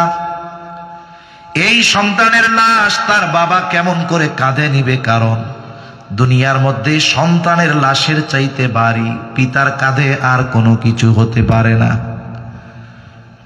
ভেতরে ঢুকতাম, দেখি অবস্থা কি। এখন ভেতরে ঢুইকা দেখি কমেন্টসে ইন্না লিল্লাহ নাই, খালি আলহামদুলিল্লাহ। কি হয়েছে রে? কয় আরো আগে মরলে ভালো হইতো। চিন্তা করে দেখেন, একজন মানুষের মৃত্যুতে কেউ ইন্না লিল্লাহ বলে না, কেমন জীবন। এজন্য কবি কত সুন্দর কথা বলে, তুমি যেদিন এসেছিলে ভবে, কেঁদেছিলে তুমি, হেসেছিল সবে, এমন জীবন তুমি করিও গঠন, মরণে হাসিবে তুমি, কাঁদিবে ভুবন। আল্লাহ এমন জীবন আমাদের দান করেন, বলি আমিন। কিফিল মারা গেছে, এলাকার মানুষ মিছিল দিছে, আনন্দ করে। কিফিল মরছে, জালেম মরছে। আল্লাহ তাআলা কুদরতি ভাবে কিফিলের দরজার উপরে লিখে দিয়েছে, ইন্নাল্লাহা ক্বাদ গাফারা লিল কিফল। তোমরা কিফিলরে জালেম বলিও না। কিফিল তো রাতে তওবা করছে, আর যে তওবা করে সে কি জালেম থাকে নাকি? এই জন্য রহমতের নবী বলেন, আত্তাইবু মিনাজ যামবি কামাল্লা যামবালা। নবীজি বলেন, যে গুনাহ থেকে তাওবা করলো সে কেমন যেন কোনো গুনাহই করে নাই, তার কোনো গুনাহ থাকে না। আল্লাহ তাআলা জানায় দিলেন, কিফিলরে জালেম বলো না। কিফিল তওবা করেছে, কিফিলরে আল্লাহ মাফ করে দিয়েছে, জান্নাতের বাসিন্দা বানায় দিয়েছে। সুবহানাল্লাহ বলেন। এই কিফিল আল্লাহর প্রিয় পাত্র হয়ে গেছে। তাওবার মাধ্যমে 100 হত্যাকারী ব্যক্তি আল্লাহর কাছে প্রিয় হয়ে গেছে। আমি চ্যালেঞ্জ দিয়ে বলতে পারি, ওদের মতো পাপ আমাদের মধ্যে কেউ করে নাই, ঠিক কিনা বলেন? এরপরেও কার কোন পাপ আছে কেউ জানে না। হায়াতের কোন নির্দিষ্ট জ্ঞান, নির্দিষ্ট সময় আছে, তবে জানা নাই, বলা যায় না এই রাত আমার আপনার জীবনের শেষ রাতও হতে পারে কি পারে না। কত যুবক সুস্থ অবস্থায় রাতে ঘুমায়, সকালবেলায় আর তার ঘুম ভাঙে না। হাজারো ঘটনা ঘটে। কত মানুষ সুস্থ অবস্থায় বাড়ির থেকে বের হয় আর ফিরে আসে না। হতে পারে আমার আপনার জীবনের শেষ রাত, এটা হলেও হতে পারে। এজন্য আমাদের উচিত প্রত্যেকটা ক্ষণকে জীবনের শেষ ক্ষণ মনে করা, শেষ সময় মনে করে আল্লাহ তাআলার কাছে বেশি বেশি তাওবা ইস্তেগফার করা। আলোচনা আর বেশি লম্বা করব না, মূল কথা কয়েকটা বলে শেষ। আমরা আল্লাহর দিকে ফিরতে চাই, সবাই চাই না ইনশাআল্লাহ? এখন যদি আমি আপনি চাই আমার আপনার তাওবা কবুল হোক, তাহলে ইমাম নববী রাহমাতুল্লাহি আলাইহি বলেন, তাওবা কবুলের শর্ত হলো 3টা। কয়টা? জোরে কোন। যদি বান্দার হক সম্পৃক্ত না থাকে তাহলে 3টা, আর যদি বান্দার হক সম্পৃক্ত থাকে তাহলে 4টা। বলে 1 নাম্বার, যেই গুনাহ সে করতো সেটা থেকে ফিরে আসবে, বাদ দিবে, এটা হলো তাওবা। তাওবা ইয়াতুবু, প্রত্যাবর্তন করা, ফিরে আসা। তাহলে 1 নাম্বার শর্ত। যদি তাওবা কবুল করাতে চাই, আল্লাহর কাছ থেকে যদি মাফ চাই, আল্লাহর কাছ থেকে যদি ক্ষমা পেতে চাই, 1 নাম্বার গুনাহ থেকে ফিরতে হবে, গুনাহটা ছাড়তে হবে। 2 নাম্বার, ভবিষ্যতে না করার ব্যাপারে দৃঢ় প্রতিজ্ঞাবদ্ধ হতে হবে। 3 নাম্বার, ওই যে গুনাহ হইছে এর কারণে লজ্জিত হয়ে আল্লাহর কাছে ইস্তেগফার করতে হবে, ক্ষমা চাইতে হবে। যদি বান্দার হক নষ্ট না করে থাকে, এই 3 শর্তের আলোকে যদি কেউ আল্লাহর কাছে ফিরে যেতে চায়, আসমান পরিমাণ গুনাহ যদি হয় মাফ করবে কে? তবে যদি বান্দার হক নষ্ট করে, খবরদার, এটা কিন্তু জটিল এক পাপ। রাসূলুল্লাহ সাল্লাল্লাহু আলাইহি ওয়াসাল্লাম সাহাবায়ে কেরামকে জিজ্ঞাসা করে, তোমরা কি জানো কিয়ামতের দিন কে হবে মুফলেস? সবচাইতে নিঃস্ব কে হবে? সাহাবায়ে কেরাম বলে আল্লাহ এবং তার রাসূল ভালো জানে। নবীজি বলেন কিয়ামতের দিন ওই ব্যক্তি নিঃস্ব হবে যার নামাজ রোজা হজ যাকাত কোনো কিছুর অভাব নাই, নফল ইবাদতের অভাব নাই, সিয়ামের অভাব নাই, রোজার অভাব নাই, হজ উমরার অভাব নাই, কিন্তু একটা জিনিসের সমস্যা, সে মানুষের হক নষ্ট করত। মানুষের হক দুনিয়ায় আদায় করে নাই, বলে আখিরাতে করতে হবে। দুনিয়ায় তো টাকা দিয়ে সম্পদ দিয়ে হক আদায় করা যায়, আখিরাতের কারেন্সি আখিরাতের সম্পদ হলো নেকি। মানুষেরা যখন আল্লাহর কাছে তার ব্যাপারে অভিযোগ দায়ের করবে, তাকে তার নেকি দিয়া হক আদায় করা লাগবে। মানুষের হক আদায় করতে করতে পাহাড় পরিমাণ নেকের মালিকের নেক শেষ হয়ে যাবে, কিন্তু এখনো অনেক মানুষ হক পাও না। ওই ব্যক্তি বলবে আল্লাহ, মানুষের হক আদায় করতে করতে আমার সব নেকি শেষ। এইবার যারা হক পাও না তারা বলবে নেকি নাই তাতে কি, আমাগো গোনা নিলেই হবে। এইবার গোনা নিয়ে হক আদায় করা লাগবে। পাহাড় পরিমাণ নেকের মালিক দুনিয়ায় শুধু বান্দার হক নষ্ট করার কারণে কিয়ামতের দিন পাহাড় পরিমাণ নেকের মালিক থেকে গুনার মালিক হয়ে যাওয়া লাগবে। এজন্য রহমতের নবী যার আগে পরের সব আল্লাহ মাফ করে দিয়েছেন।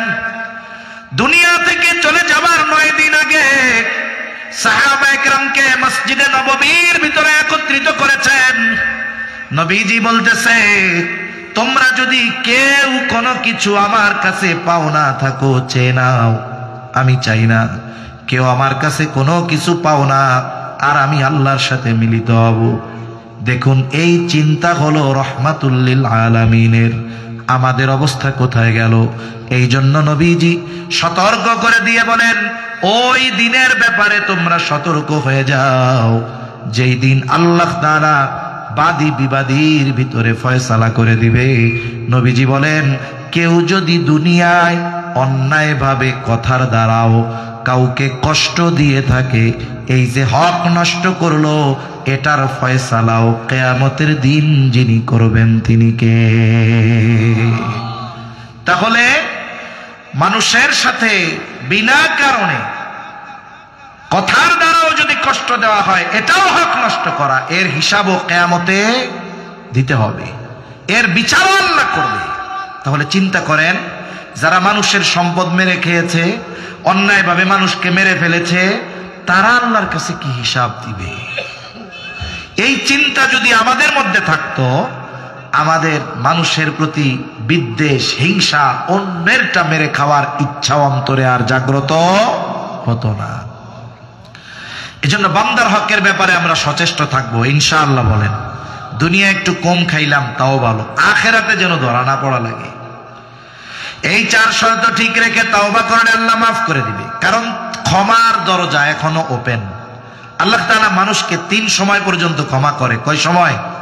একটা হলো আম সময়, পশ্চিম দিক দিয়ে সূর্য উঠবে কিয়ামতের আগে, একটা রাত হবে, লম্বা রাত, অস্থির হয়ে যাবে মানুষ, পশুগুলা তার গোয়ালের মধ্যে আওয়াজ করতে থাকবে, দীর্ঘ রাত।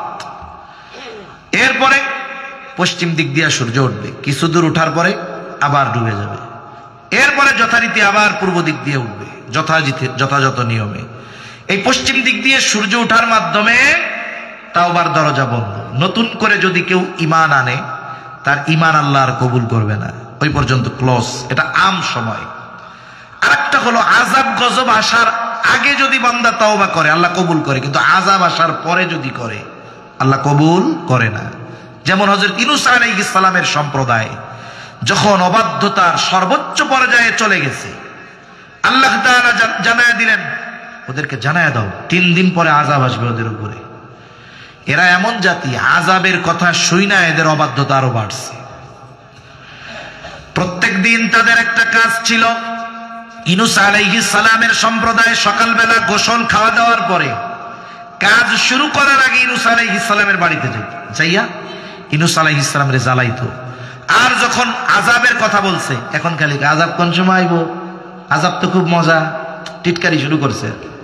ইউনূস আলাইহিস সালাম দেখলেন এরা আগে যে অবাধ্য ছিল, শাস্তির খবর দেওয়ার পরে এদের অবাধ্যতা আরো বাড়ছে, তার মানে এদের পরিবর্তনের কোনো সম্ভাবনা নাই। যেই রাত্রে আযাব আসবে তার আগের রজনীতে, ভোর রাত্রে। কারণ অতীতে আল্লাহ তাআলা যত অবাধ্য জাতির উপরে আযাব দিয়েছেন, আল্লাহ আযাব গজব দেওয়ার আগে ওই এলাকার নবী যিনি, তাকে আগে আল্লাহ নিরাপদে সরায় নিছে, এরপরে আযাব দিছে। এই ধারাবাহিকতার কথা চিন্তা করে, এটার উপরে কিয়াস করে ইউনূস আলাইহিস সালাম দেখলেন এদের তো পরিবর্তনের কোনো ভাবই নাই, আরো অবাধ্যতা বাড়তেছে, আযাব তো আসবে সুনিশ্চিত, যেহেতু বলেছে কে? আল্লাহ। আবার আমারও তো নিয়ে যাবে, এটাও সুনিশ্চিত। কিন্তু আল্লাহর সিদ্ধান্ত আসার আগে ইউনূস আলাইহিস সালাম আগের বিষয়টার উপরে কিয়াস করে উনি এবার এলাকা ছেড়ে চলে গেছে। ওই যেই দিন আযাব আসবে ওই দিন সকালবেলা এবার সবাই দলে দলে ইউনূস আলাইহিস সালামের বাড়ি। আজকে আরো মজা বেশি করবে, কিন্তু বাড়িতে গিয়া দেখে ইউনূস আলাইহিস সালাম নাই। ওরা চিন্তা করতেছে, যুগের পর যুগ আমরা ইউনূস আলাইহিস সালামরে জ্বালাইলাম, সে একদিনও এলাকা ছেড়ে যায় নাই। আর সামনের রজনী, আযাব আসার রজনী, আজকে সে বাড়িতে নাই। খোঁজ করো তো আশেপাশে কোথাও গেছে নাকি। আশেপাশে কয়েক গ্রামে খোঁজ খবর নিয়ে দেখে কোথাও ইউনূস আলাইহিস সালামের খবর নাই। যখন তারা জানতে পারলো এলাকায় নাই, আশেপাশে নাই, তাদের মধ্যে ভয় কাজ করা শুরু করে দিয়েছে। তারা বুঝতে পারছে আযাব আসবে, আমাদের অবাধ্যতার কারণে ইউনূস আমাদের ছেড়ে চলে গেছে আলাইহিস সালাম। এবার তারা ভয় পেয়ে গেল, সকলে মিলে তাওবা করলো, ঈমান আনলো। আর তাদের উপরে অবাধ্যতার কারণে যে আযাব আসার কথা ছিল, ঈমান আনার কারণে, আযাব আসার আগে ঈমান আনার কারণে আল্লাহ ঈমান কবুল করলেন, আর আসন্ন গজব থেকে আল্লাহ তাদের বাঁচায়া দিলেন। তাহলে ইউনূস আলাইহিস সালামের সম্প্রদায়ের তাওবা বা ঈমান কবুল হয়েছে কেন? আযাব আসার আগে তারা ঈমান আনছে। কিন্তু ফেরাউনের ঈমান তো আল্লাহ কবুল করে নাই। ফেরাউন কিন্তু ঈমান আনার সুস্পষ্ট বক্তব্য দিয়েছে, আল্লাহই বলেছেন কোরআনে, হাত্তা ইযা আদরাকাহুল গরকু ক্বালা আমানতু আন্নাহু লা ইলাহা ইল্লাল্লাযী আমানাত বিহি বানু ইসরাঈলা ওয়া আনা মিনাল মুসলিমিন। যখন হাবুডুবু চলতেছে, চুবনি চলতেছে, ফেরাউন বুঝতে পারছে আমার সব শেষ। এতকাল কইতো আনা রব্বুকুমুল আলা, আমি সবচাইতে বড় রব। এখন সে বুঝতে পারছে রব যিনি, তার ধরা কত কঠোর। এবার বলে আমানতু আন্নাহু লা ইলাহা ইল্লাল্লাহ, বলে আমি ঈমান আনলাম আল্লাহ ছাড়া কোনো ইলাহা নাই। আল্লাযী আমানাত বিহি বানু ইসরাঈল, যার উপরে বনি ইসরাইল ঈমান আনছে, আমি ওই আল্লাহর উপরে ঈমান আনলাম। ওয়া আনা মিনাল মুসলিমিন, ও আল্লাহ এত সুবনি দেন কে, আমিও তো মুসলমানদের একজন। আল্লাহ তাআলা বলেন আল আনা ওয়া ক্বাদ আসাইতা মিন ক্বাবলু ওয়া কুনতা মিনাল মুফসিদিন। এখন ঈমান আনার ঘোষণা দিচ্ছ তুমি, ইতিপূর্বে নাফরমানি করেছ, জমিনে বিশৃঙ্খলা সৃষ্টি করছ, বারবার তোমার কাছে আমার নবী গেছে, ফিরাইয়া দিছ, কত জুলুম অত্যাচার করেছ। এখন যখন ফান্দে পড়ছো, এখন ঈমান আনার ঘোষণা দিতেছ, ঈমান তো কবুল হবে না। কবুল তো হয় নাই, বরং আল্লাহ তাআলা ফেরাউনের দেহকে সংরক্ষণ করে রেখেছেন, মিশরের জাদুঘরে আছে। কেন? আল্লাহ তাআলা বলেন ফালইয়াউমা নুনাজ্জিকা বিবাদানিকা লিতাকুনা লিমান খালফাকা আয়া ওয়া ইন্না কাসীরাম মিনান নাসি আন আয়াতিনা লাগাফিলুন। তোমার তো মরতেই হবে, ঈমান তো কবুল হবেই না। জেনে রাখো তোমার দেহ আমি সংরক্ষণ করব। কেন? লিতাকুনা লিমান খালফাকা আয়া, তোমার পরে যারা আসবে তোমার মতো তাদের জন্য নিদর্শন হিসাবে তোমারে আমি সংরক্ষণ করব। 1000 বছর সমুদ্রের তলে হাঙ্গরেও খায় নাই, পোকায় খায় নাই, মাছে খায় নাই, পচে নাই। মিশরের জাদুঘরে এখনো আছে। কাদের জন্য? বলে ফেরাউনের মতো ক্ষমতা পেয়ে যারা মানুষের উপরে জুলুম করেছে, আল্লাহর অবাধ্যতায় লিপ্ত হয়েছে, তাদের জন্যই মূলত ফেরাউন ছিল নিদর্শন। কিন্তু ফেরাউনকে দেখতে যায়, কিন্তু ওর পরিণতি থেকে শিক্ষা গ্রহণ করে না।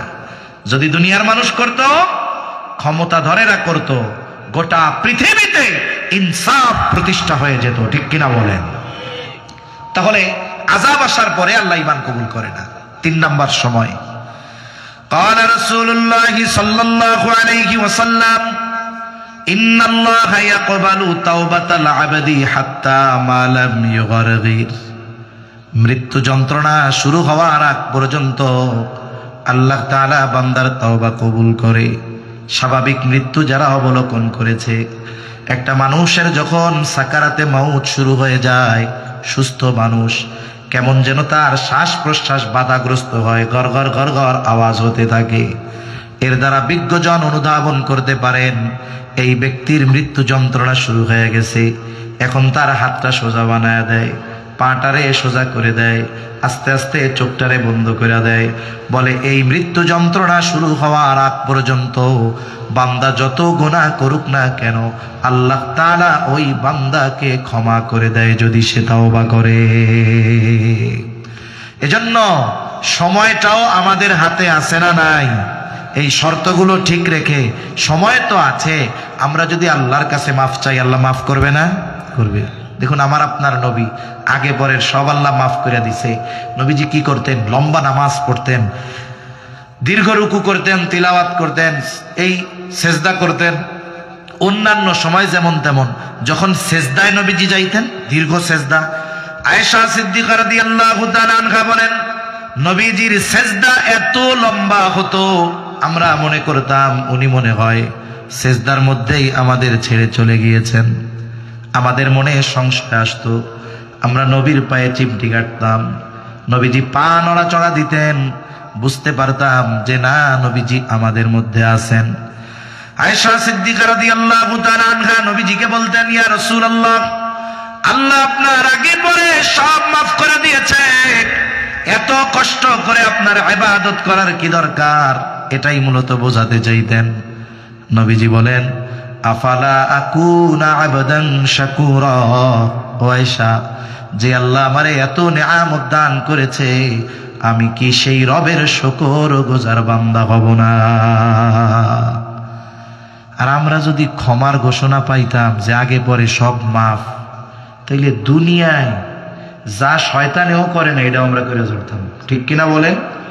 অথচ এই রহমাতুল লিল আলামিন দৈনিক 100 বার তাওবা ইস্তেগফার করতেন। কতবার?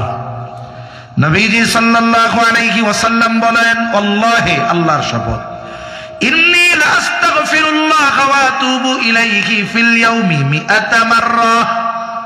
নবীজি বলেন, আমি দৈনিক 100 বার আল্লাহর নিকটে তাওবা ইস্তেগফার করি। নবীর তো পাপ নাই, ইস্তেগফার কেন করে? বলে নবীজি ইস্তেগফার পাঠ করার মাধ্যমে তার সম্মান আরো বাড়ায় দেয়। কে জোরে বলেন? আরেক বিষয় হলো, নবীজি এটা গুরুত্ব সহকারে করেন, অথচ তার কোনো পাপ নাই। আমরা তার উম্মত, পাপের অভাব নাই। তাহলে আমাদের তাওবা ইস্তেগফারের ব্যাপারে কতটা গুরুত্ব আরোপ করার দরকার ছিল, এটা আমরা বুঝতে পেরেছি। কতটা জরুরি তাওবা ইস্তেগফার করা। অথচ আমাদের সমাজে আমরা মানুষ গুনাহ করে অহংকার করে, গুনাহ করে করে কি করে? অহংকার করে, গর্ববোধ করে। মনে রাখবেন, পাপ করার পরে যদি অনুশোচনা কাজ না করে, হেদায়েত কঠিন। পাপ করার পরে যদি সে অনুশোচনা করে, আল্লাহ চাইলে ওর নসিবে হেদায়েত আছে। কিন্তু পাপ করার পরে তার মধ্যে যদি অনুশোচনা না থাকে, পাল্টা যদি গর্ব করে, ফখর করে, অহংকার করে, বলে এই ধরনের পাপীর পাপ তো মাপ পাবেই না, বরং তার হেদায়েত নসিব না হইতে পারে। এজন্য পাপ হতেই পারে, মাফ করবে কে? জোরে বলেন কে? আমরা সেজন্য পাপ থেকে ফিরবো, আল্লাহর কাছে ইস্তেগফার করব, ক্ষমা চাইবো তো ইনশাআল্লাহ। দেখুন, ইস্তেগফার হলো, এটা অ্যান্টিবায়োটিকের মতো। ইস্তেগফার কিসের মতো? অ্যান্টিবায়োটিকের মতো। মূল সময় শেষ, ওভার টাইম চলতেছে, যে কোনো টাইমে বাঁশি বেজে যাব, শেষ হয়ে যাবে কথা। দেখেন, একজনের জ্বর হইছে, জ্বর হইলে কি ওষুধ দেয়? নাপা দেয়, এক্সটেন্ড দেয় না বা এক্সট্রা দেয়, এগুলা দেয়। ডাক্তার 1 সপ্তাহ ডোজ দিছে, সারেও না, কমেও না, বাড়েও না, কিচ্ছু হয় না, জ্বর যায় না। এখন ডাক্তার তারে কি বলে? জ্বরের ওষুধে কাজ হবে না, এখন কি লাগবে? অ্যান্টিবায়োটিক। কি লাগবো? অ্যান্টিবায়োটিক। একজনের পাতলা পায়খানা হয়েছে, 1 সপ্তাহে সারে না, এখন ডাক্তারের কাছে ওষুধ খাইছে, যায় না। ডাক্তার এখন বলে ওই ওষুধে সারবে না, কোন ওষুধ লাগবে? জোরে বলেন, কি লাগবে? অ্যান্টিবায়োটিক। একজনের কাইটা গেছে, সারে না, কয় এই ঘা এই ওষুধে যাবে না, কি লাগবে? অ্যান্টিবায়োটিক। তার মানে দেখেন সব অ্যান্টিবায়োটিক এক, ট্যাবলেট কিন্তু একই, কিন্তু কাজ করে সব রোগের। ইস্তেগফার হলো আমলের অ্যান্টিবায়োটিক। বলে একটা আমল সব কিছুর কাজ করে। এই আমলে গুনাহ মাফ হয়, এই আমলে বৃষ্টি হয়, এই আমলে আল্লাহ সম্পদে বরকত দেয়, এই আমলে আল্লাহ সন্তানে বরকত দেয়, সব কিছু ইস্তেগফারের মাধ্যমে পাওয়া যায়। সুবহানাল্লাহ বলেন। তার মানে ইস্তেগফার করলে শুধু গুনাহ মাফ হয় তা না, অন্যান্য দুনিয়া আখিরাতের সকল কল্যাণ পাওয়া যায়। এজন্য আজকে থেকে আমরা দৈনিক কমপক্ষে 100 বার তাওবা ইস্তেগফার করব।